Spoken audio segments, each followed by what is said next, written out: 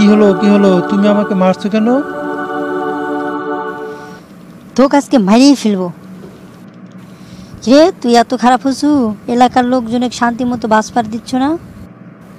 আমি আবার কি করেছি? কি কি করেছো? এত বড় অপরাধ করে তাও বলছো যে কি করেছি? আমার তো আবার আকাম কুকামের শেষ নাই, এই যে আবার কিসের কথা বলছে? মানে আমার জানা মতো তো আমি তো কোনো অপরাধ করিনি। কি অপরাধ করনি? লোকের বাসায় গিয়ে হুমকি দেওয়া এটা কি কোনো অপরাধ নয়? এই রে, আমি তো অনেককেই হুমকি দিয়েছি, এই যে কার কথা বলছে? মানে বাবা, তুমি কার কথা বলছো? কি তার মানে তুমি আরো অনেককেই হুমকি দিয়েছো? হ্যাঁ দিয়েছি। কেন দিয়েছি সেটা জিজ্ঞেস করলে না? সেটা জিজ্ঞাসা করার প্রয়োজন নেই, আমি জানি, জানি বলে এসেছি।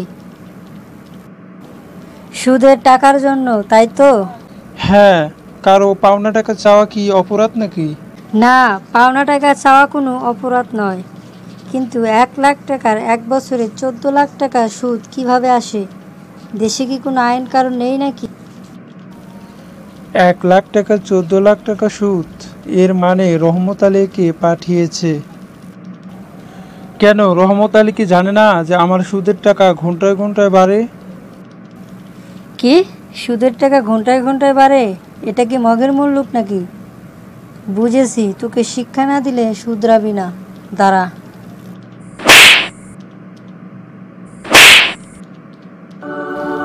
বাবা, আমার ভুল হয়ে গেছে, এবারকার মতো আমাকে মাফ করে দাও। তোকে মাপ করাই তো উচিত নয়। 80,000 টাকা দেওয়ার পরেও বাড়ি থেকে বের করে দেওয়ার হুমকি দিয়েছিস। বাড়ি থেকে বের করে দেওয়া তো দূরের কথা, তার গায়ের যদি একটা পশমে ছেড়ে না, পরের বার কিন্তু তোকে আর ছাড়বো না, মনে রাখিস। এই রহমত আলী আমাকে মারার জন্য আমার বাসায় গুন্ডা পাঠিয়েছে। দাঁড়া, তোকে আজকে পাই আগে, তারপরে দেখাচ্ছি না। এই রহমত, এই রে, এই সুদখোরটা তো দেখি আবার এসেছে।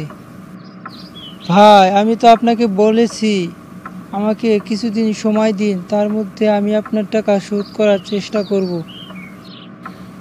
আরে রাখ তোর টাকা, আগে বল আমাকে মারার জন্য আমার বাসায় গুন্ডা পাঠিয়েছিস কেন? এ কি বলছেন? আপনার বাসায় গুন্ডা পাঠিয়েছি, তাও আবার আমি? এমন ভাব নিচ্ছিস মনে হয় কিছুই জানিস না। আমি তো এই সম্বন্ধে কিচ্ছুই জানি না, আমি তো কাউকে বলিওনি পর্যন্ত, শুধু আমার ছেলেকে বলেছি টাকার জন্য। কোথায় তোর ছেলে? তোর ছেলেকে ডাকতো দেখি। আমার ছেলে তো এখানে থাকে না, ও তো শহরে থাকে। কিরে, তোর ছেলে কি বড় নেতা হয়েছে নাকি? আমাকে তো কিছু বলেনি, ওরকমই কিছু একটা করে। কিরে, তোর ছেলে কি একাই নেতা নাকি? আমার ছেলেও তো একটা বড় নেতা। এবার খেলা হবে সমানে সমান। তোর ছেলের অ্যাড্রেসটা দিত। কিরে বাবা, তুই না এলাকার বড় নেতা? জি বাবা। তুই ওই রহমত আলীর ছেলেকে উচিত শিক্ষা দে। ওর এত বড় সাহস আমার বাড়ি এসে আমাকে হুমকি দিয়ে যায়। কি বললে? তোমাকে হুমকি দিয়ে গেছে? হ্যাঁ, তুই ওই রহমত আলীর ছেলেকে উচিত শিক্ষা না দিয়ে বাড়ি ফিরবি না। বাবা, তুমি কোনো চিন্তা করো না, তুমি শুধু ওর বাড়ির অ্যাড্রেসটা আমাকে দাও। এরপর শুধু দেখতে থাকো আমি ওকে কিভাবে উচিত শিক্ষা দিচ্ছি, দাঁড়াও। কিরে সুলতান ভাই, আপনি এখানে? কিরে রাজু, আমার কাছে কি মনে করে? না মানে আপনি এখানে? আমার অফিসে আমি থাকবো না তো কে থাকবে? তার মানে আপনি কি রহমত আলীর ছেলে? হ্যাঁ, কেন?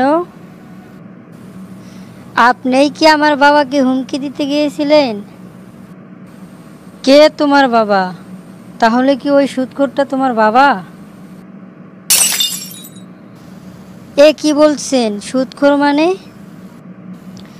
না না, শুধু সুদখোর বললে ভুল হবে, যাকে বলে দিনে দুপুরে ডাকাতি। এ কি বলছেন? আমার বাবা কি এরকম কোনো অপরাধ করেছে নাকি? তাহলে আর কি বলছি, আমার বাবা 1 লাখ টাকা নিয়েছিল। সেই 1 লাখ টাকা 1 বছরে 14 লাখ টাকা সুদ কিভাবে হয়? দেশে কি কোনো আইন কারণ নেই নাকি? আমি তো এগুলা সম্বন্ধে কিছুই জানি না। শুধু তাই নয়, সুদের 80,000 টাকা দেওয়ার পরেও বাড়ি থেকে বের করে দেওয়ার হুমকি দিয়েছে। তুই তো জানিস আমরা অন্যায়কে প্রশ্রয় দেই না। সুলতান ভাই, আমি তো এগুলা সম্বন্ধে কিছুই জানি না। আপনাকে আর কষ্ট করে যেতে হবে না, বাকিটা আমি দেখছি। বাবা, তুমি যে এগুলা ব্যবসা করো সেটা তো আমি আগে জানতাম না। কিরে, আমি আবার কিসের ব্যবসা করি? সুদের ব্যবসা? ক্যারে, আমি এগুলা করেই তো তোকে পড়াশোনা করাইছি। এই যে বাড়ি গাড়ি সয় সম্পত্তি সব তো এই ব্যবসারই। তাই বলে তুমি 1 লাখ টাকার 1 বছরে 14 লাখ টাকা সুদ নেবে? কিরে, ভাষা কেনা উল্টে গেল? ক্যারে, তুই এগুলা প্রশ্ন আমাকে করছিস কেন? তোকে বললাম রহমত আলীর পোলাকে সাহায্য করতে, করেছিস? ওই রহমত আলীর পোলাকে তুমি কি জানো? তার মানে তুই ওকে সাহায্য না করে এসেছিস? বাবা, তুমি সুলতান ভাইয়ের নাম শোনোনি? কিরে, সুলতান ভাইয়ের কথা তো তুই বলেছিস, সে নাকি তোদের লিডার। জি বাবা, যে তোমাকে হুমকি দিতে এসেছিল সেই তো সুলতান ভাই। তার মানে সুলতান ভাই রহমত আলীর পোলা? তাহলে এতক্ষণে বুঝতে পেরেছো? রহমত ভাই, কেমন আছেন আপনি? কি রে, যে লোক কাল পর্যন্ত আমার নাম ধরে রাখছিল সে আজকে আপনা আপনি করছে, ঘটনাটা কি? রহমত ভাই, আপনার পোলা যে এত বড় নেতা সেটা আমাকে আগে বলবেন না? আপনার আর বাড়িও ছাড়া লাগবে না, কোনো টাকা পয়সাও আর দেওয়া লাগবে না। আপনার পোলা এত বড় একটা নেতা, এটা তো আমাদের জন্য গর্বের বিষয়। বাংলাতে একটা প্রবাদ আছে না, শক্তর ভক্ত আর নরমের জম।